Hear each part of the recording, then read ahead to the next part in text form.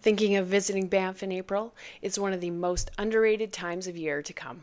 Fewer crowds, spring skiing, waking wildlife, and yes, you might still need your winter jacket. Let's talk about why April in Banff might just surprise you. Welcome to the Banff Travel Podcast. I'm your host, Celine Brewer, a local Canmore resident living the mountain life all year long. When I'm not hiking to a new viewpoint, hitting the local mountain bike trails, or skating on frozen lakes in the winter, I'm helping travelers like you plan unforgettable trips to Banff National Park. As co-founder of Banff Travel Planning and Travel Banff Canada, and a fellow traveler who spent years exploring the world with my husband and 2 kids, I know what it takes to plan a trip that's smooth, stress-free, and full of those wow moments. Today we're diving into what it's really like to visit Banff in April, what's open, what's not, what to pack, and how to make the most of this in-between season. Let's get into it. I was sitting at my desk this morning just finishing up some work before my kids got up and had breakfast, and I spotted out the corner of my eye through the window this absolutely spectacular sunrise. It was purple and pink, and it really reminded me of the 2 things I love about Banff in April. First, obviously, the sunrises and sunsets. They happen at such reasonable hours, so it's easy to catch both of them without needing to be up at 4 a.m. You know, that morning glow over the mountains, it's just so nice to catch that on even a daily basis when you're here. And then the other thing is, along with our bright, longer days, we get those snow-covered mountain peaks still. So you get that bluebird sky and the contrast between the white snow and the deep blue. It's not something you get to see in the summer, so it's really special here in April and even May. So what else can you expect weather-wise in April? You know, you're probably going to expect a little bit of everything. Daytime highs typically range around 5 to 10 degrees Celsius. Overnight lows can be below freezing. Sometimes you'll get days full of beautiful spring sunshine, and other days, you might get a giant snowfall. So we'll see the trails at lower elevations starting to thaw, but you're often going to be walking on a mix of ice, slush later in the day, lots of mud, and you're still going to see plenty of snow around, and the lakes are still frozen, cold mornings, changing conditions throughout the day. So it really can be quite a mix. That being said, I do run a fairly large Facebook group for Banff travelers, so I get to see firsthand the feedback from people who visit at all times of the year. And I have to say, I've never heard a single complaint about people visiting Banff in April. In fact, people are usually surprised by how much they love it. They talk about how peaceful it is, how nice it is to explore without the crowds, and really just how beautiful the mountains look. It's a pretty beautiful sight with that fresh snow still on the peaks and the bright blue sky behind it. Now, is it the time for some serious hiking? No, it's not. But if you're coming for sightseeing, some relaxing, hoping for some wildlife viewing, and even some spring skiing, April might just be perfect for you. That is, if seeing those turquoise blue lakes isn't a deal breaker. It can be a pretty special time to visit. For some reason, our family always ends up doing most of our skiing in the spring. The snow hasn't been great November or December for the past few years. And then holidays roll around and we're traveling quite a bit in December and even into February. April comes and we have time to get out and go skiing.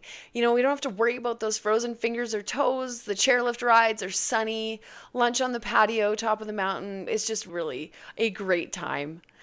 And all 3 ski hills are still open, especially in the beginning part of April. So whether you want to hit Sunshine, Lake Louise, or Norquay, and usually have some pretty excellent spring skiing conditions.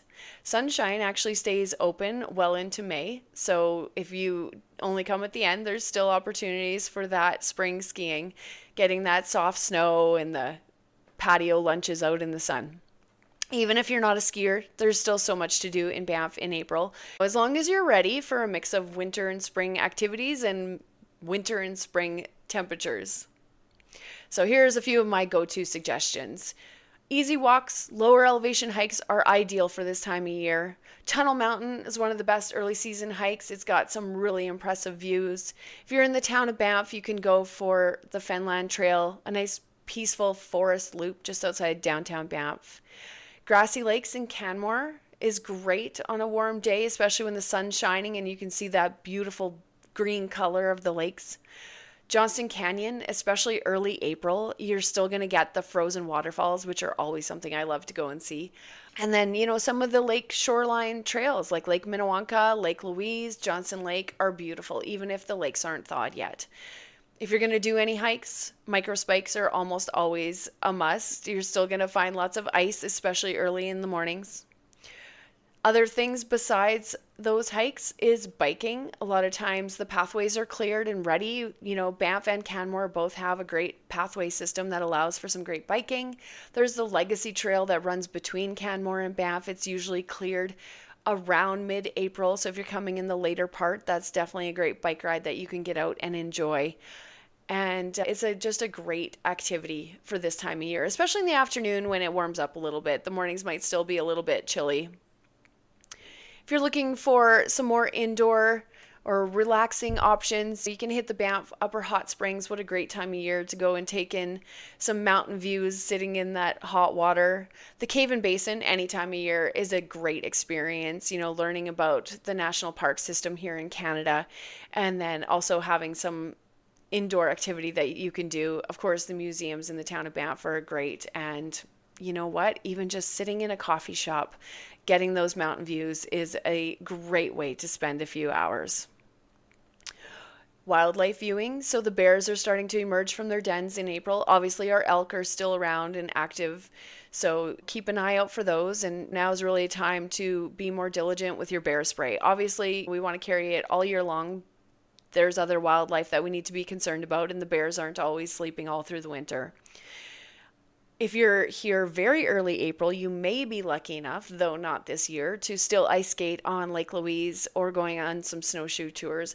Unfortunately, this year, Lake Louise is already done for skating. It's just been far too warm. Other things you can do is scenic drives. What a great time for that. Whether you want to drive the Bow Valley Parkway or the Icefields Parkway, great options for looking for wildlife and enjoying those scenic views. So whether you're skiing, hiking, soaking in the hot springs, or just enjoying the quiet scenery, April has plenty to keep you busy. It's a great time to visit for all of those activities. If you want a full list of ideas and a few extra tips about visiting in April, I've written a detailed guide on our website, which I will link in the show notes for you. The other important part about it is what you can't do. So let's talk about the part that might be a little bit more disappointing. So you can't come to Banff in April and expect to see the blue water of those lakes. Lake Louise, Moraine Lake, Emerald Lake, they're still going to be completely frozen and snow covered. Moraine Lake isn't even accessible until June 1st. You may, towards the end of the month, see lakes like Johnson Lake starting to thaw. But again, this time of year, everything's hit or miss depending on the spring and the weather conditions we have. Other things you need to be aware of is avalanche danger. April is still very much high risk in many areas, and especially those high elevation hikes, which you're going to want to be able to do your own research and making sure they're safe. And yes, this includes places like Lake Agnes Tea House Trail and the Big and Little Beehives. You do cross through avalanche terrain to get to those, so you want to make sure that you're not venturing into dangerous avalanche terrain when you're hiking. If you're not trained in avalanche safety and don't have the right equipment, it's just not the time for those hikes. Obviously, there's a ton of lower elevation trails, and Parks Canada trail reports are a great place to start looking for hikes to do this time of year. Let's talk about packing for April. This can be a little bit harder time to pack for. You need to be prepared for that changing weather and honestly feeling like 4 seasons in one day. It can start out bright blue sky and sunny and end up snowing by the end of the day. Or you can have a series of really warm, sunny days and then end your trip with a big snowfall. So here's what I recommend you pack. You're going to want some warm layers. You're going to probably want some type of warm insulated jacket, and a rain jacket or some type of waterproof shell is also really important in case you get a rainy day or some of that really wet snow. You don't necessarily need winter boots for this time of year, but I definitely would say a waterproof hiking boot is the way to go. It's going to help you with those muddy trails. It's still going to work well in case it does snow. And then obviously some type of traction device, some micro spikes. I love the Catula micro spikes. Those are great for those icy trails, especially in the morning. I've seen people slipping and sliding all over trails, and to be honest, it's not really fun when you're doing that hiking. Don't forget, you probably still want a warm hat, a toque, some gloves, and maybe even a scarf or a buff to keep you warm, especially if you have a really windy day. The usual sunglasses, sunscreen, and of course, bear spray, which you can buy or rent in any of the towns. So I know that sounds like a lot, but layers are going to be your best friend. And a day bag so you can put them in when you get too hot and take them back out when you stop for lunch and you start getting cool. All right, let's wrap this up with the listener question of the week. So this one came from my Friday Q&A that I do in the Facebook group, and I thought it was such a good question that I wanted to share it here as well. And the question was, what is one splurge you'd make while visiting Banff? My answer to that question, what is the one big splurge I would make while visiting Banff in the Canadian Rockies? It would be a helicopter ride. What a breathtaking way to see these mountains from a different perspective. It just gives you an entirely new appreciation and for the scale of this. So that is what I added to the list. I also went through the answers for all the people in the group who chimed in on what they thought was their best splurge, and they came up with some pretty good ones. So afternoon tea at the Fairmont Chateau Lake Louise, obviously, that's always a win. Dinner at the Sky Bistro, along with your Banff gondola ride. In the winter, dog sledding. In the summer, horseback riding. All great suggestions. The spa, either at the Fairmont or the Kananaskis Nordic Spa, those are great. And then obviously we have some overnight stays that are worth the splurge for some people, whether it's Moraine Lake Lodge in the summer or one of the Fairmont hotels like Chateau Lake Louise or the Banff Springs Hotel. Keep in mind, you don't need to spend a fortune to have an amazing trip here, but if you are going to make a big splurge, those are some pretty memorable ways to do it. Thanks so much for listening to this episode of the Banff Travel Podcast. If you found it helpful, I'd love if you hit subscribe and left a quick review. It really helps other travelers find the show.